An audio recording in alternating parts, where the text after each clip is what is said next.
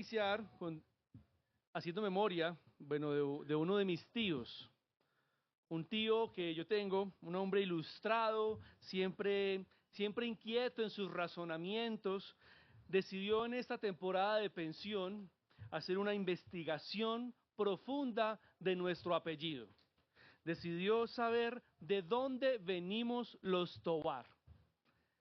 Y se propuso, yo necesito saber de dónde venimos los Tovar, cuál es nuestra ascendencia. Invirtió una gran cantidad de tiempo en esa búsqueda, descubrió que el apellido Tovar, el que heredamos nosotros, es de origen español. Entonces viajó a España a buscar más detalles y a encontrar cuál fue el primer Tovar en el mundo. Recuerdo que en una de nuestras conversaciones hablamos casi con fascinación de cuántas personas de nuestro árbol genealógico habían tenido problemas con la ley. Hablábamos de cuáles eran las profesiones más predominantes en el apellido Tovar. Y en medio de esos datos curiosos me dijo que no había ningún pastor en la familia. Hasta el día de hoy no sé si es un dato random o si fue un halago o si me quiso decir que yo era la oveja negra de la familia. Pero siento que en casa la familia tal vez no le prestó la atención suficiente a esta investigación. Y esto quizás se debe a que hoy en día no es común que nos detengamos a preguntar de dónde venimos.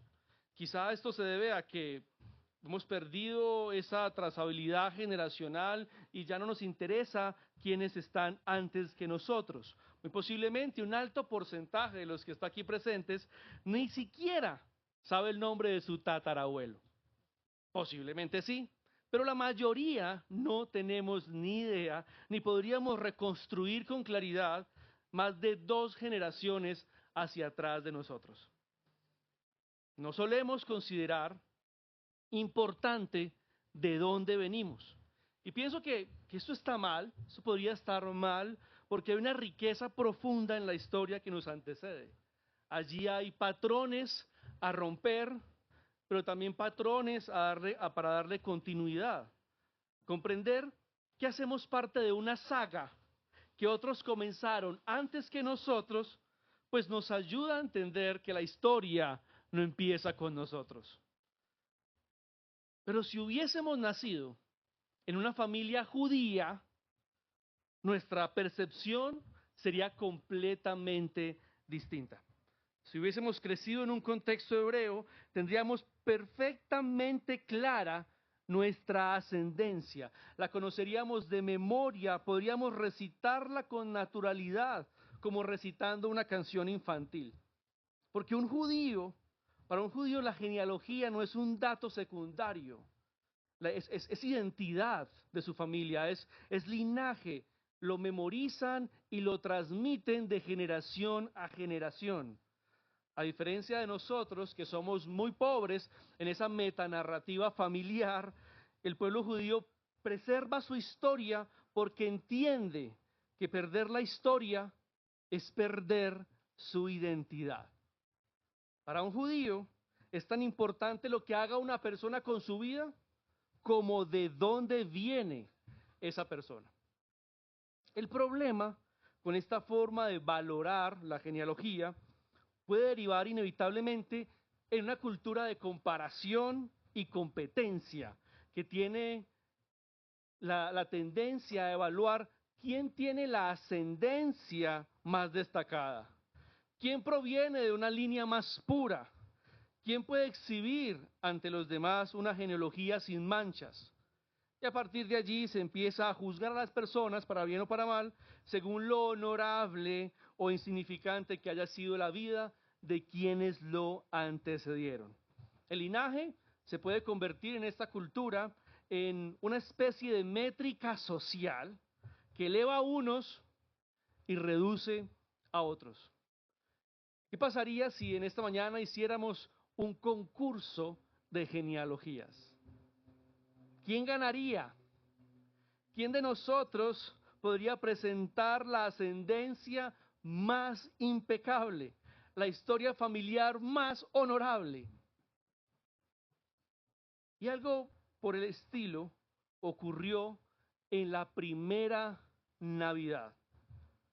El rey prometido había nacido. El descendiente anunciado desde el Génesis, el hijo de David, el príncipe de paz que estudiamos hace 8 días en Isaías 9, el rey ahora estaba en la tierra, ha nacido, pero nació en un pesebre, lejos del abolengo esperado. Y por eso la nación en su gran mayoría lo ignoró. El Mesías les pasó por las narices y no lo reconocieron. Y es precisamente esa objeción respecto a los orígenes de Jesús, es la que Mateo, el evangelista, pretende corregir y confrontar en el texto que estudiaremos esta mañana. Mateo capítulo 1, versículo 1 al 17. Mateo 1, versículo 1 al 17.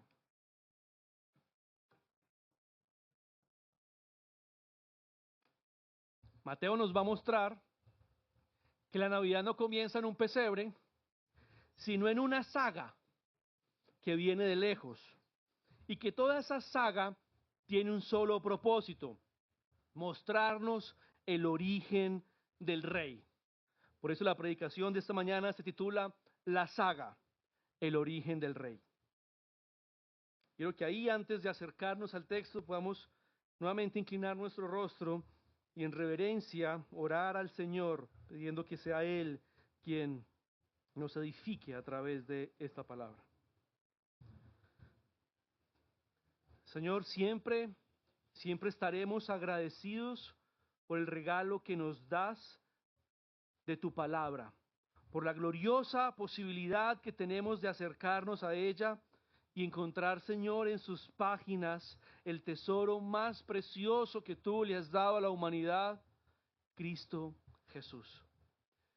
Te pedimos que esta mañana, Señor, tú nos permitas ver a Cristo en toda su majestad, que ese encuentro transforme nuestro corazón, haciéndonos un poco más humildes, un poco más dependientes de ti, reconociendo un poco más tu grandeza y despertando en nosotros una adoración más profunda. Que el contemplar tu fidelidad en la historia, que el contemplar tu soberanía, tu control en la historia, al contemplar, Señor, esos nuevos comienzos, nuestra esperanza se fortalezca en el plan perfecto. Te lo pedimos en el nombre de Jesús. Amén. Y amén. Muy bien, Mateo capítulo 1, versículo 1 al 17. Dice así: libro de la genealogía de Jesucristo, hijo de David, hijo de Abraham. Abraham fue padre de Isaac, Isaac de Jacob, y Jacob de Judá y de sus hermanos. Judá fue padre de Fares y de Sara, cuya madre fue Tamar. Fares fue padre de Esrom, y Esrom de Aram.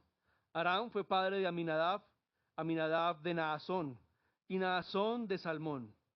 Salmón fue padre de Booz, cuya madre fue Rahab. Booz fue padre de Obed, cuya madre fue Ruth. Y Obed fue padre de Isaí. Isaí fue padre del rey David. Y David fue padre de Salomón, cuya madre Betsabé había sido mujer de Urías. Salomón fue padre de Roboam, Roboam de Abdías, y Abdías de Asa. Asa fue padre de Josafat, Josafat de Joroam, y Joroam de Usías. Usías fue padre de Jotam, Jotam de Acaz, y Acaz de Ezequías.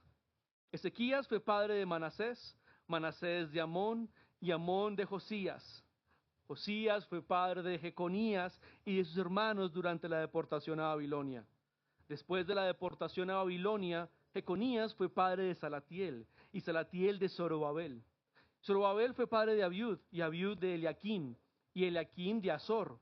Azor fue padre de Sadoc, Sadoc de Aquim, y Aquim de Eliud. Eliud fue padre de Eleazar, Eleazar de Matán, y Matán de Jacob.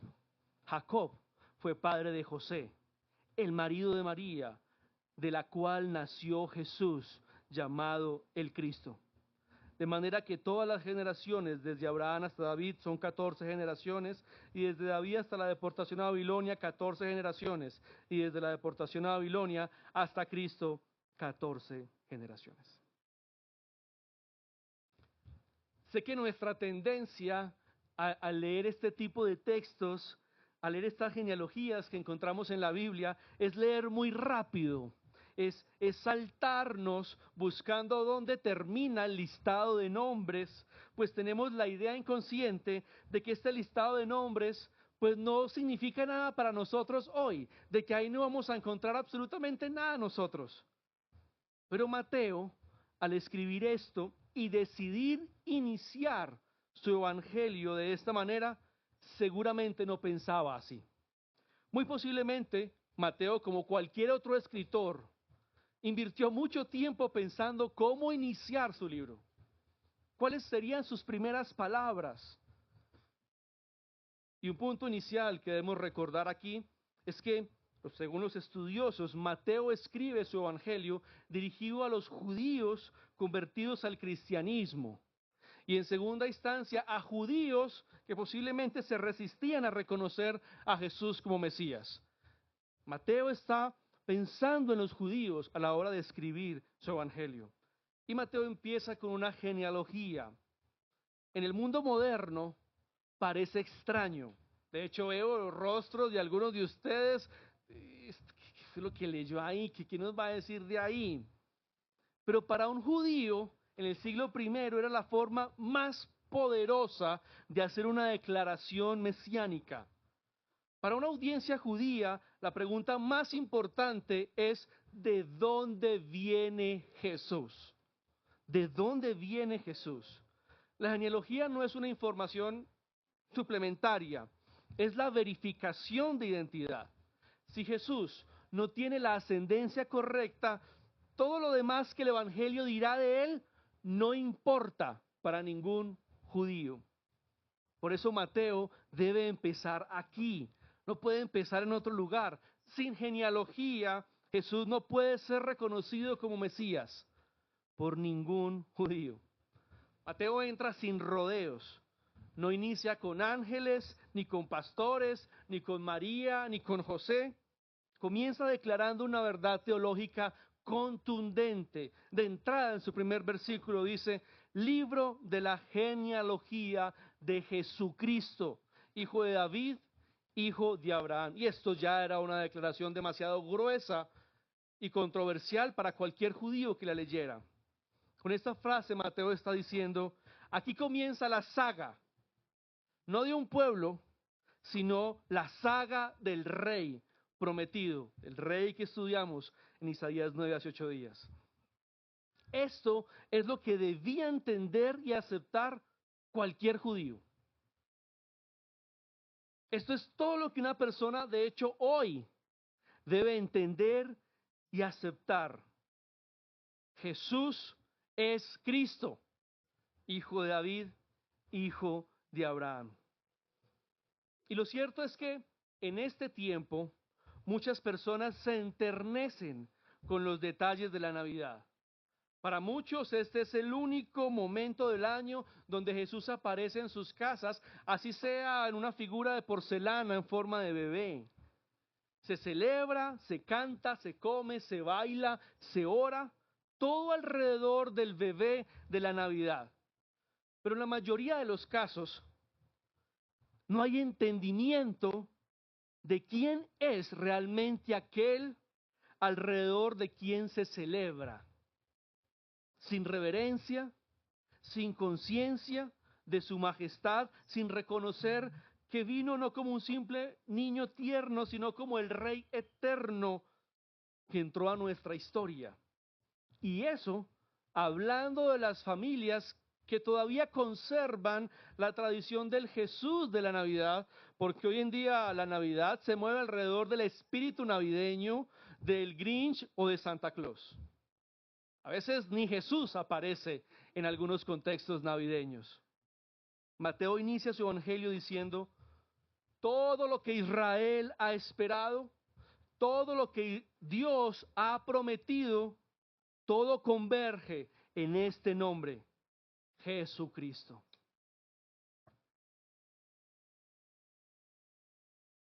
Esto es lo que Mateo quiere que entiendan sus lectores. No se anda con rodeos. En su primera línea deja claro lo que quiere comunicar. Y entonces Mateo da paso a la genealogía. Cuando uno mira la genealogía, entiende que no está leyendo una lista de nombres, sino que es una saga cuidadosamente dirigida por el Señor. Esta genealogía no es un adorno, ni un formalismo, ni un relleno literario. Es todo lo contrario, un recurso magistral, una forma brillante de Mateo de encriptar un mensaje profundo dentro de algo que, a diferencia de nosotros hoy, llamaría poderosamente la atención de sus lectores originales. Porque, seamos honestos, cuando nosotros vamos a una genealogía, pues arrugamos el rostro y leemos rápido. Pero Mateo sabía que un judío jamás haría eso.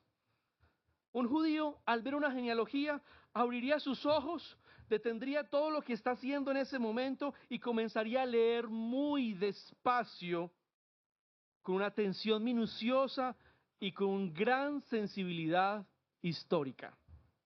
Y aprovechándose entonces Mateo de esa sensibilidad, construye esta genealogía como un mensaje codificado que grita verdades gloriosas acerca de cómo Dios dirige la historia con soberanía.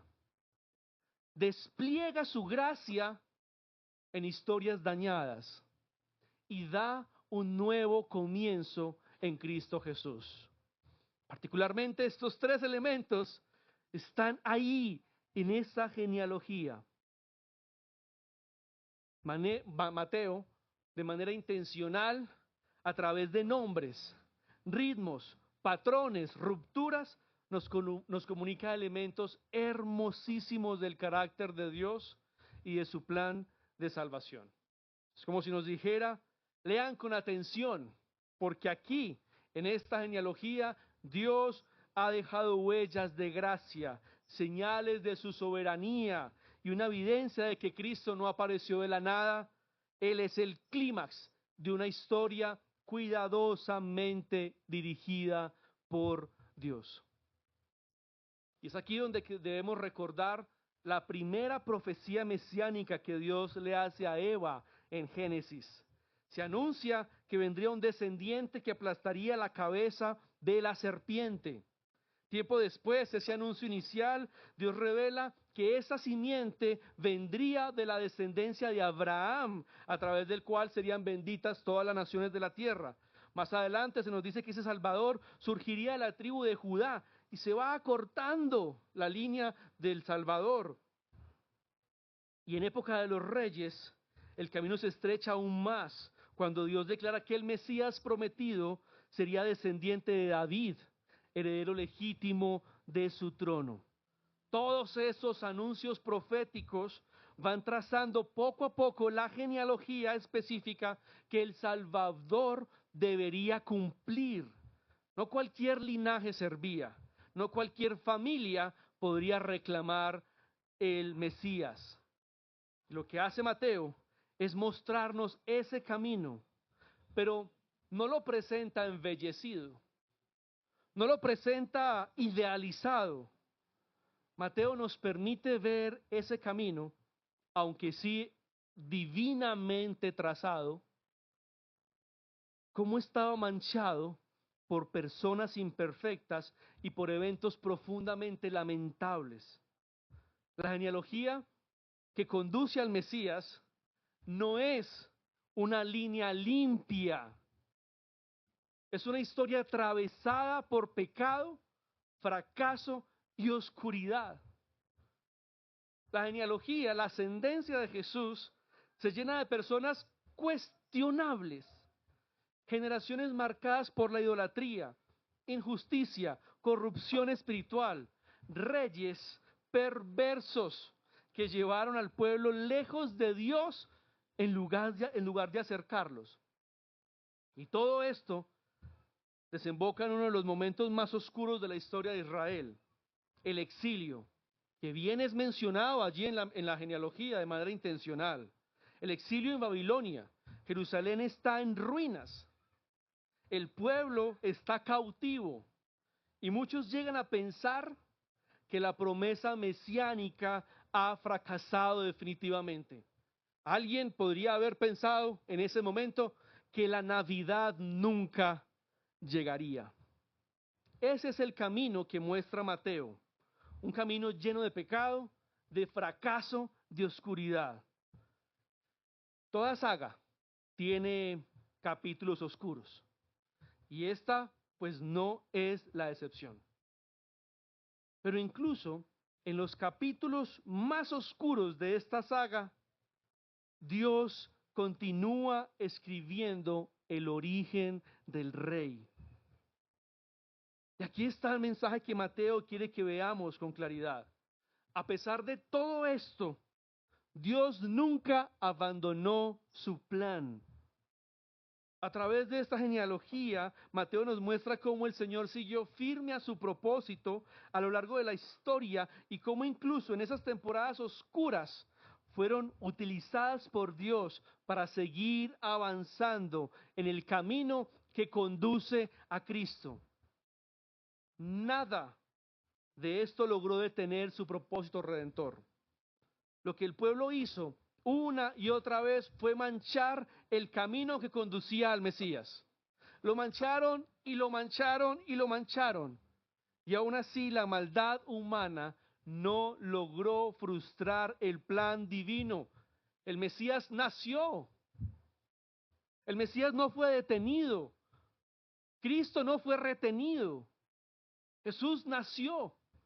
Y precisamente en un linaje manchado y cuestionado para dejar claro que la historia no avanza por la fidelidad de Dios, por la fidelidad del hombre, sino por la soberanía de Dios. La historia no avanza por la fidelidad del hombre, sino por la soberanía de Dios.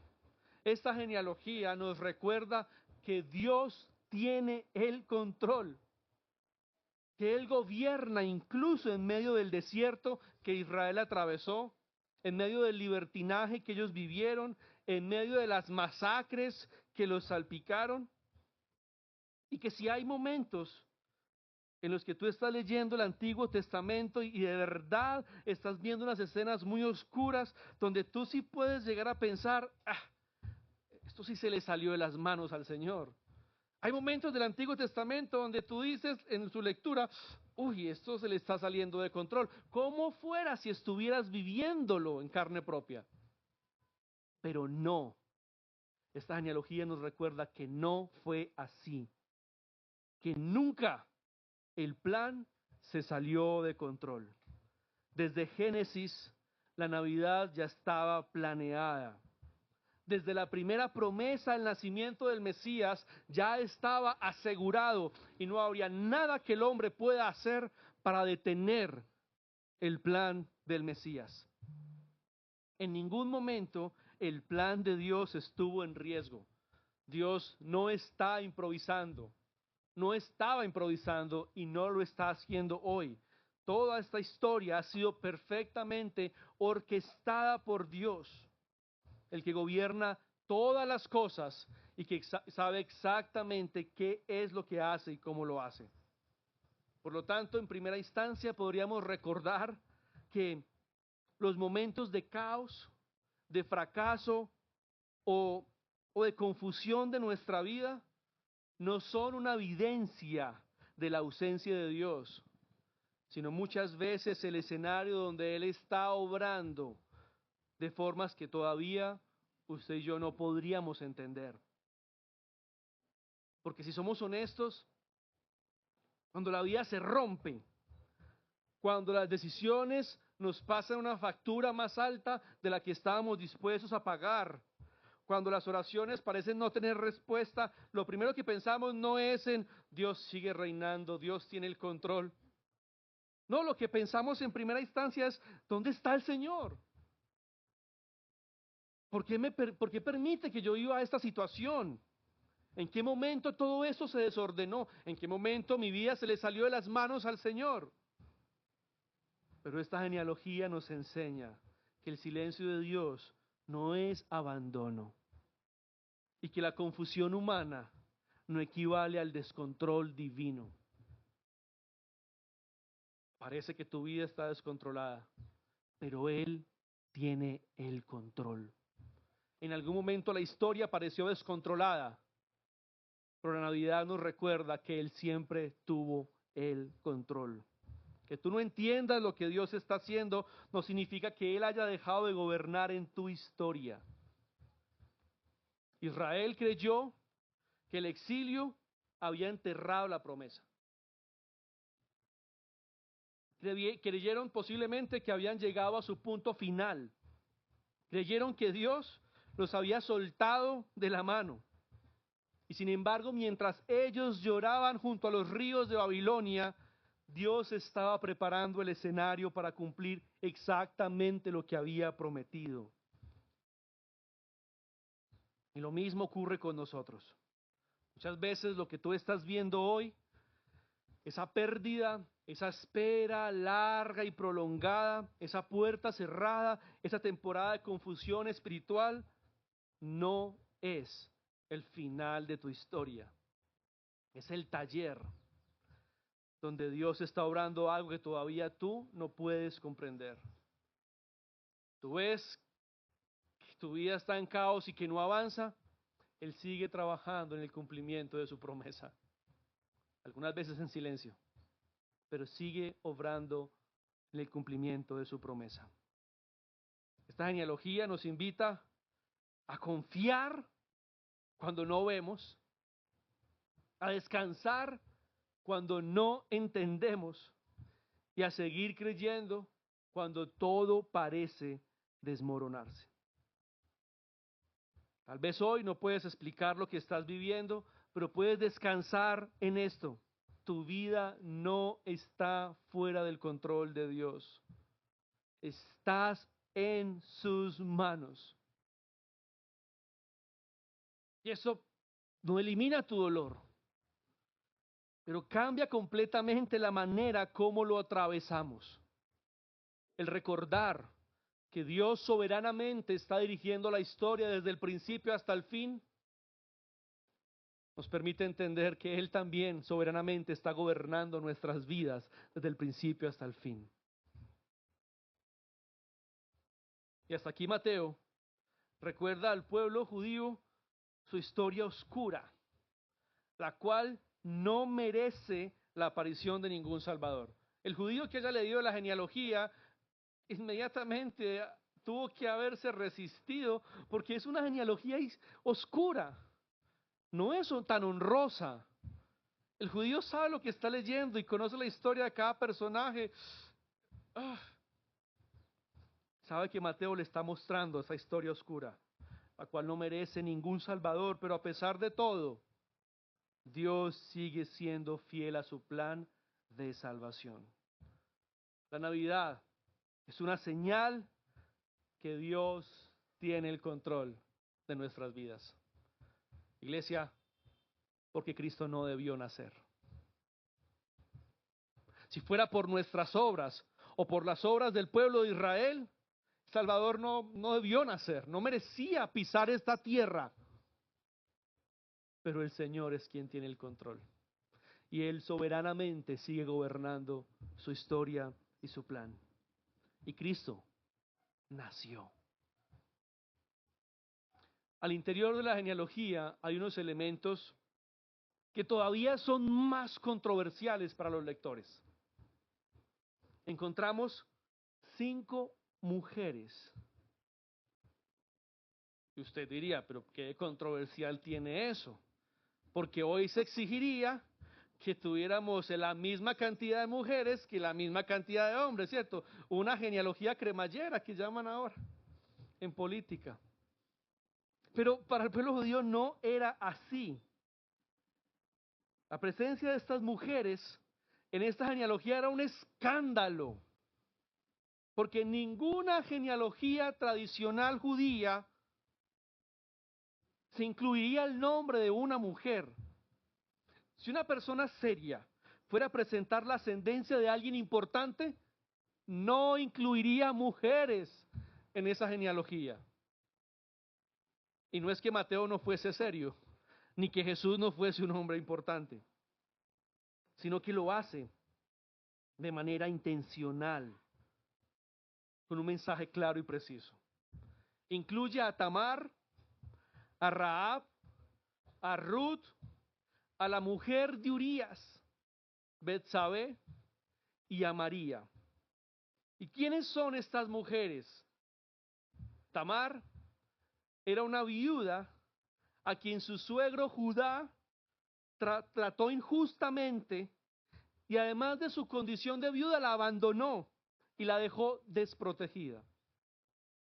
Después Tamar se disfrazó de prostituta, lo sedujo y tuvo un hijo con su suegro, asegurando el linaje de su difunto esposo.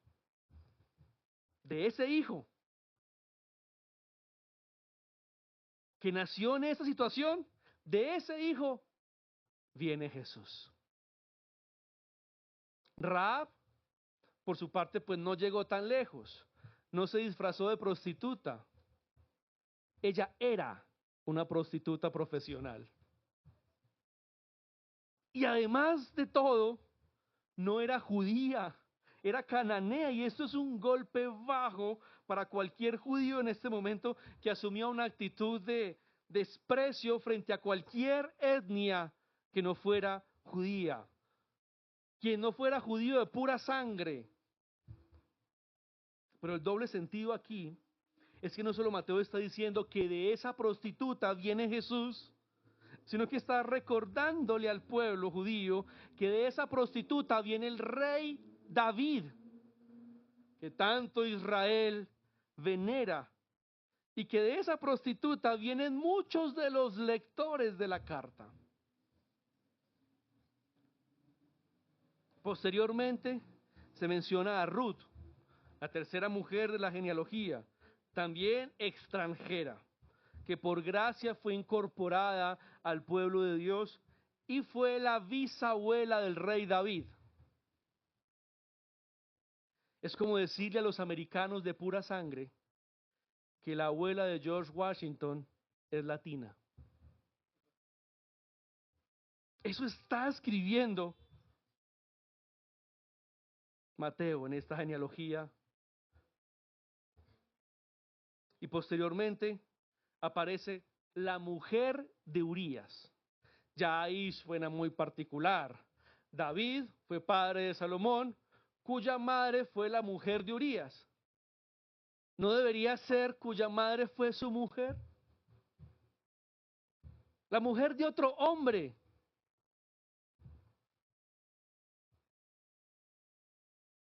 No sé por qué Mateo, qué necesidad Mateo, por Dios, de entrar en ese dato. Habría podido mencionar simplemente David fue el padre de Salomón. Ya, la genealogía quedaba bien hecha. ¿Por qué agrega esa frasecita a la genealogía? No deja pasar por alto para mencionar el gran pecado de David. David fue el padre de Salomón. Ah, pero recuerden, queridos lectores, ¿cómo fue que nació Salomón? Permítanme, les refresco la memoria, dice Mateo.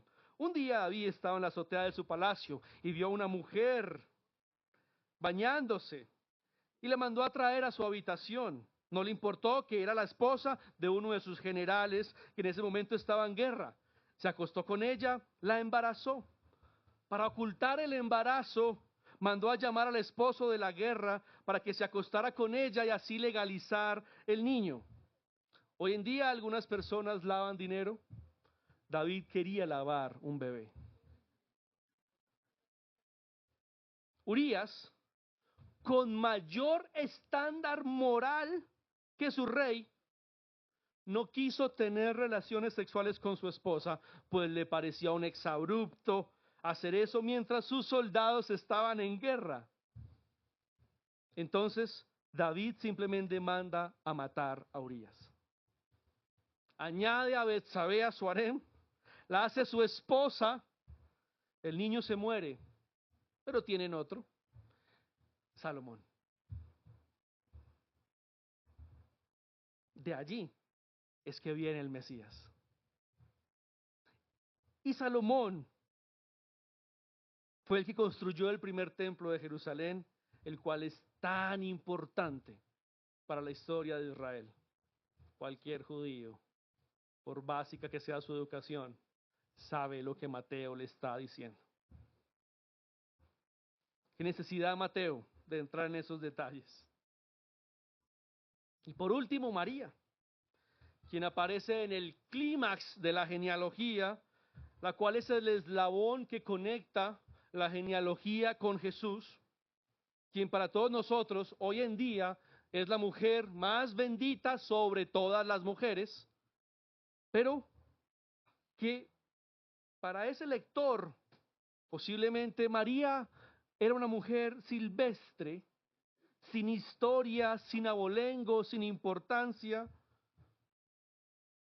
Y aunque Lucas, por otra parte, nos va a presentar también la ascendencia de María, que es muy interesante leer la genealogía que presenta Lucas, porque como un dato curioso, Mateo aquí presenta la genealogía de Jesús por línea paterna, podríamos decir la genealogía legal, pero Lucas presenta la genealogía por línea materna, podríamos decir la genealogía biológica.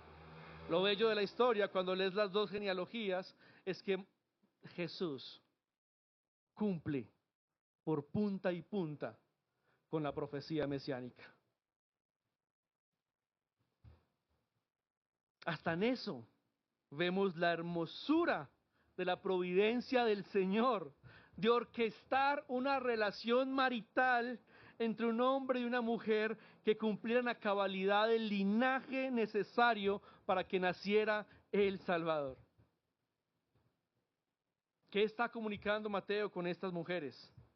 Mateo está haciendo una afirmación teológica poderosa desde el primer capítulo de su libro. El plan de Dios nunca ha avanzado por la pureza humana, sino por la gracia soberana del Señor. Estas mujeres no aparecen aquí por accidente ni como dato curioso, aparecen porque Mateo quiere que entendamos que la historia de la redención no está construida sobre linajes impecables, sino sobre historias quebradas que Dios redime. Al incluirlas, Mateo está derribando la idea profundamente arraigada de que Dios obra únicamente a través de los hombres, como era el pensamiento de ese momento, o a través de personas respetables, o familias honorables, o trayectorias morales intachables. La genealogía del Mesías declara que Dios no se avergüenza de obrar en medio del pecado humano, ni se detiene ante la vergüenza, la exclusión, la injusticia o la fragilidad. La genealogía del Mesías es justamente un mensaje de inclusión para los que son dignos de ser excluidos.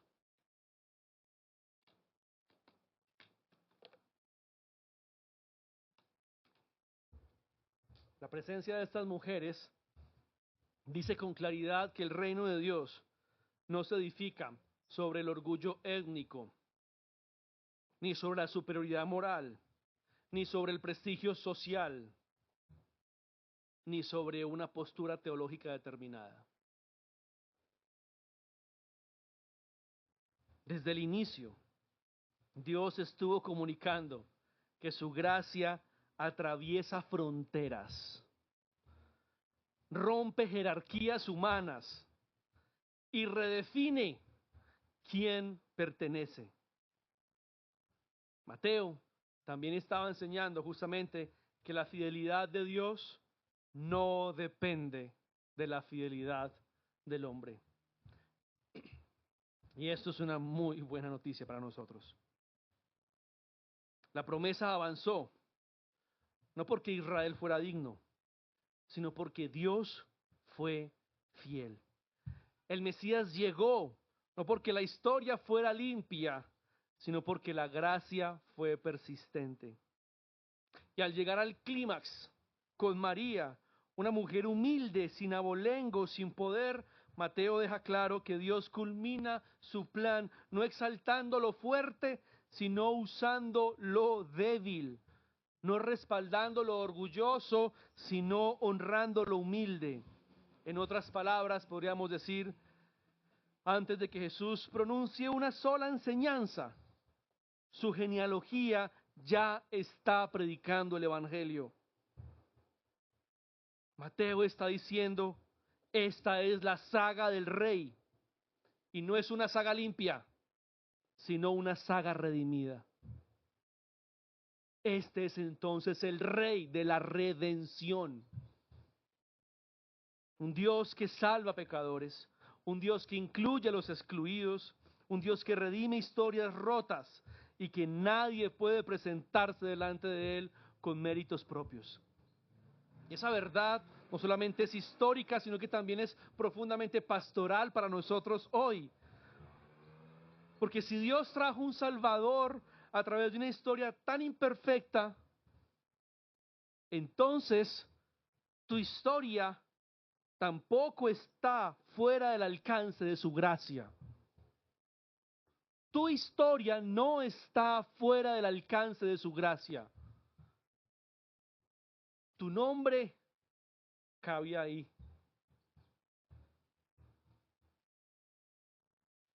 Muchos viven cargando vergüenza por su pasado, otros se sienten fuera porque no vienen de la familia correcta. Algunos piensan que su historia es demasiado complicada, demasiado rota o demasiado manchada para que Dios la use. Pero Mateo nos dice desde el primer capítulo, desde el primer versículo incluso, que Dios no espera que la historia sea digna para entrar en ella. Él entra precisamente porque está rota. Él entra a tu vida precisamente porque tu vida está rota. Dios no elige historias limpias, elige historias para redimir. Él no elige historias limpias, elige historias para redimir. Y esta genealogía nos libera de dos errores muy comunes al interior de la iglesia o en el escenario popular religioso. El orgullo espiritual de creer que mereces estar aquí, o de la desesperanza espiritual de creer que no calificas para estar aquí. La historia del Mesías nos recuerda que nadie llega por mérito y que nadie se queda por fuera por su pasado. Todo es gracia. Siempre ha sido gracia. Aún desde la hermosa pregunta del jardín del Edén: Adán, ¿dónde estás? No es una pregunta donde Dios busca información. Es una pregunta donde Dios busca comunión. Después de la caída, Dios sale a buscar la comunión. Siempre ha sido gracia. Desde el primer momento de la caída del hombre, siempre ha sido gracia. Y si Dios fue capaz de traer el Salvador a través de una historia tan quebrada, entonces puedes confiarle sin miedo tu propia historia. Puedes descansar en Él. Y justamente en estos tiempos recordar que la Navidad nos permite entender que Jesús no vino para los sanos, sino para sanar los enfermos. Así como se diría versículos más adelante.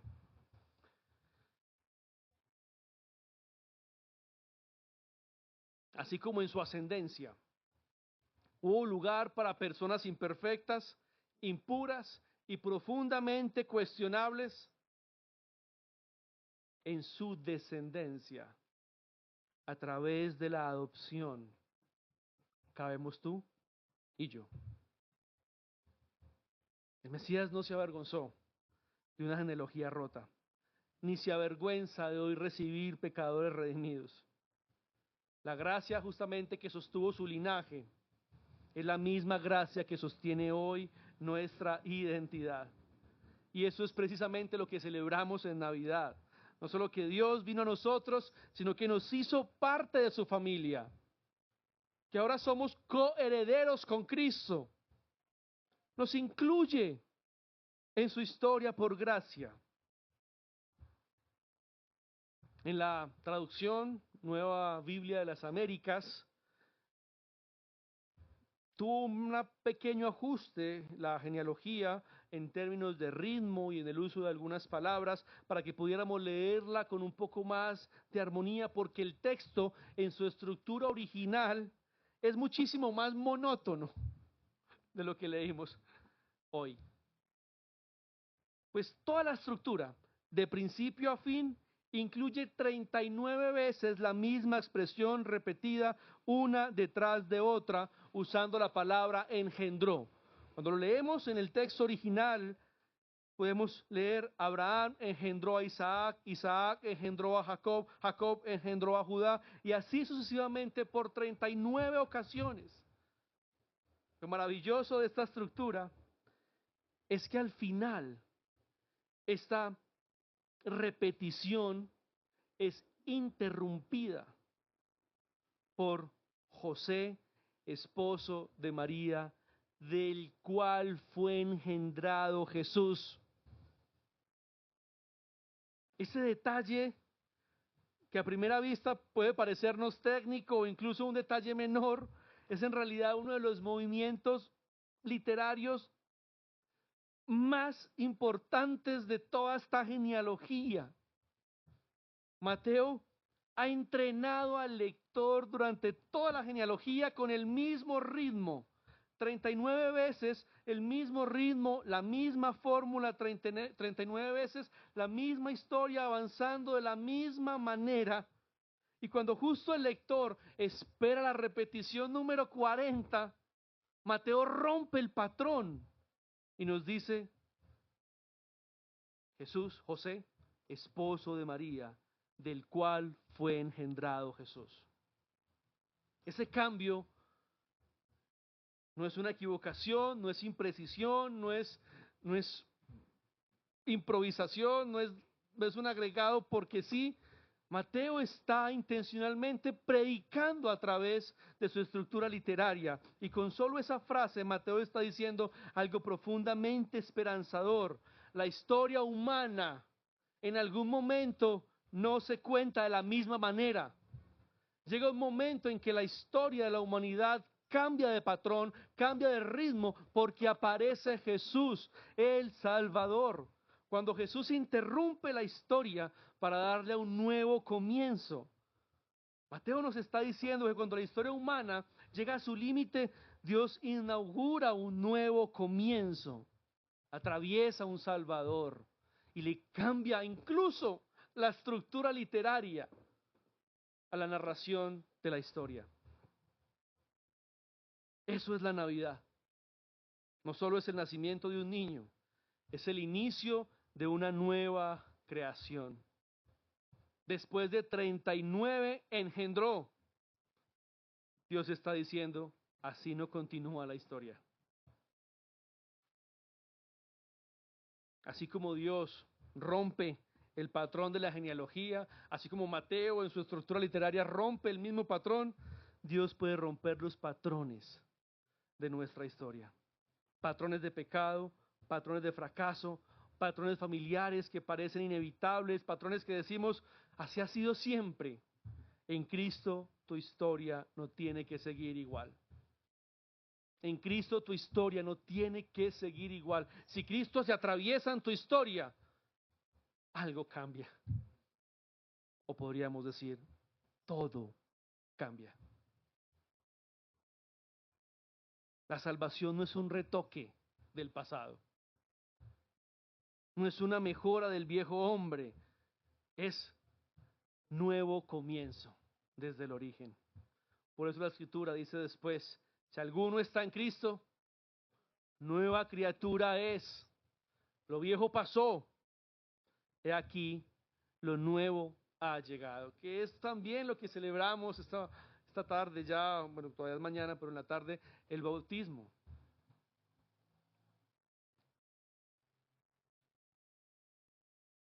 Hoy puedo decir que todo lo que esperas de Dios, todo lo que Dios te ha prometido, todo lo que tú necesitas, converge en el nombre de Jesucristo. Y esa es la intención del primer versículo de Mateo. Jesús es el Cristo. ¿Y qué significa eso para nosotros hoy?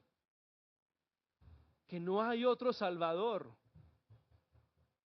que no hay otro mediador, que no hay otra esperanza para el corazón humano, que Jesús es la máxima respuesta de Dios para la humanidad, que es la expresión más alta de su bondad, que es el camino que el Señor estableció para conducirnos hacia aquello que tanto anhela nuestra alma.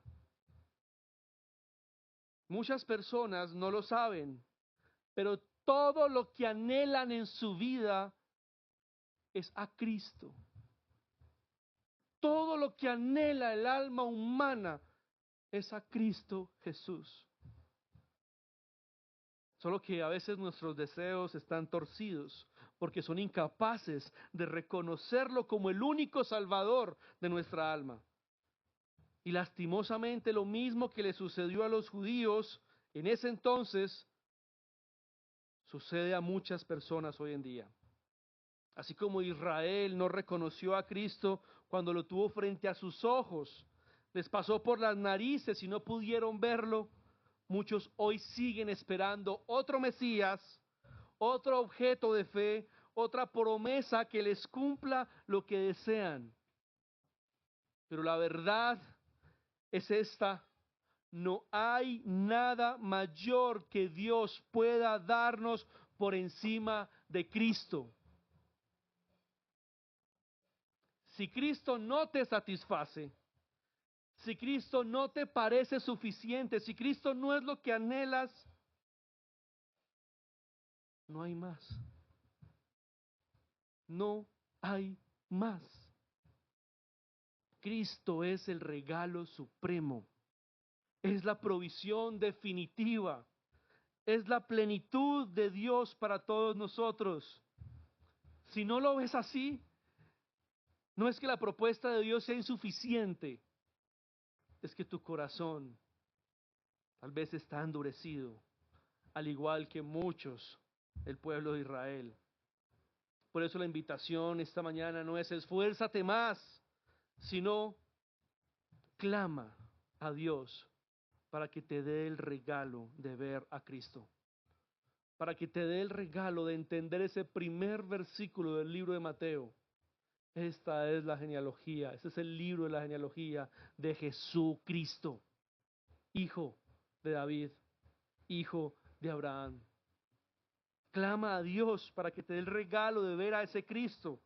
Pídele que sensibilice, que ablande tu corazón, que te permita entenderlo, aceptarlo y disfrutarlo, porque solamente cuando ves a Cristo como el Mesías, solo cuando lo abrazas como el Salvador y lo honras como el único camino, tu corazón encuentra aquello que siempre estuvo buscando. Es la intención de Mateo en todo su libro, que los lectores entiendan que lo que siempre estuvieron esperando es Cristo Jesús, que el objeto de toda su fe y toda su esperanza es Cristo Jesús. Es el anhelo y el desespero del evangelista. Se les está pasando el Salvador por las narices y no lo están reconociendo. Todo lo que tú anhelas es Cristo Jesús. Deja de satisfacer tus anhelos en dioses falsos. Tu corazón encuentra aquello que siempre estuvo buscando cuando se encuentra con Cristo. Y esta es la saga del Rey. Y por gracia, tu historia, puede ser incluida en ella. Pero la Navidad nos recuerda justamente algo más profundo y algo posiblemente incómodo, que el Rey no vino solamente para ser admirado, vino para ser reconocido y obedecido. Es que la saga continúa y hoy Dios no nos invita simplemente a contemplar un relato, nos llama a responder al Cristo que ha nacido. Le invito para que incline su rostro y podamos responder a la palabra en reflexión y adoración.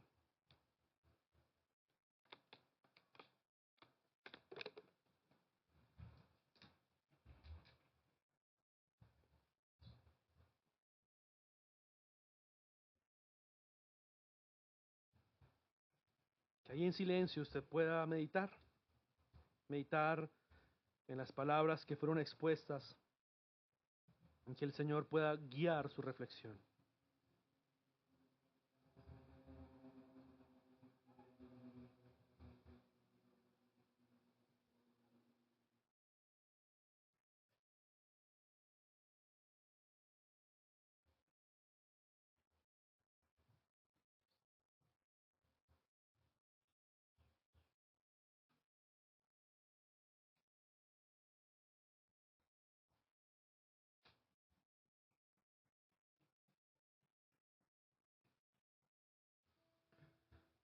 Señor, gracias.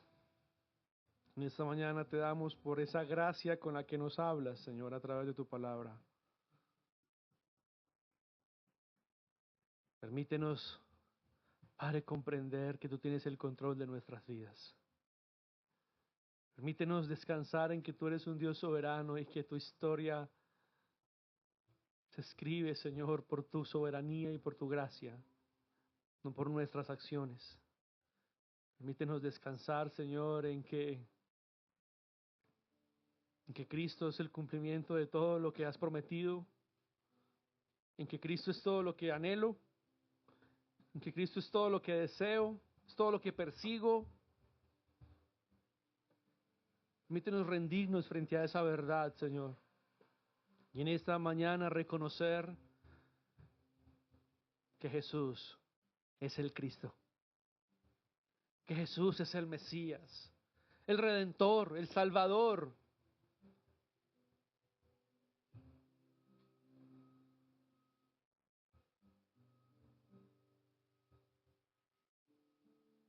Que Jesús es tu plan para salvarnos, para restaurarnos, para llevarnos nuevamente a una nueva intimidad contigo, aquí y allá. Señor, que esta palabra nos permita ver a Cristo. Y entonces seamos un poco más humildes. Y entonces seamos un poco más apasionados. Y entonces podamos contemplarte con mayor admiración. Y entonces podamos darte un poco más la gloria. Que el encuentro que nos permitas hoy tener con Cristo, a quienes llevan muchos años en la fe, como quienes recién caminan, que ese encuentro que hoy nos permites tener con Cristo genere una pequeña conversión, que nos permita rendirnos un poco más. Gracias por tu gracia de escribir tu historia con personas rotas. Gracias porque si no fuera por eso no tendríamos lugar. Gracias por escoger historias rotas para redimirlas. Gracias por escogernos a nosotros. Gracias, mi Señor, por ese regalo de gracia majestuoso, bondadoso, en el que solamente podemos darte la gloria a ti. Señor, que esta palabra, a pesar del predicador, a pesar de cómo haya sido expuesta, por tu gracia, Señor, genere una pequeña conversión, que nos rinda un poco más a ti, que nos acerque un poco más a ti, que genere una mayor reverencia a ti, y que en esta Navidad podamos vivirla con un sentido diferente, con un sentido de honra, de gloria a Cristo Jesús, aquel que ha nacido a pesar de la historia que nosotros hemos escrito. Te adoramos, Señor, te exaltamos y nos rendimos completamente en adoración en esta mañana delante de tu gloria. En el nombre de Jesús oramos. Amén.